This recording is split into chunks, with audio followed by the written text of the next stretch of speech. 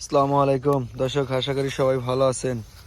এই হলো আমার চাষকৃত ইন্দোনেশিয়ান স্মার্ট নেপিয়ার, যেটা ছাওয়াযুক্ত জায়গায় বাগানে দেখেন, পাশাপাশি 5G Guatemala hybrid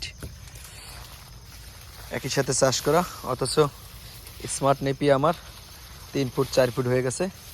Guatemala germination আসতেছে, তো মাশাআল্লাহ খুব ভালোই ফলন হয়েছে। দেখেন, একই সাথে চাষ করা। আপনারা যারা 2-1টা গরু লালন পালন করেন, বাগান আছে, বাগানে এই ধরনের ঘাসগুলো চাষ করতে পারেন। এই ধরনের ঘাসে খরচের সংখ্যা খুবই কম। শুধু ঘাস চাষ করবেন এবং ঘাস কাটার পরে গরুর সামনে দিবেন, ঘাস মেশিন দিয়ে কাটতে হবে না।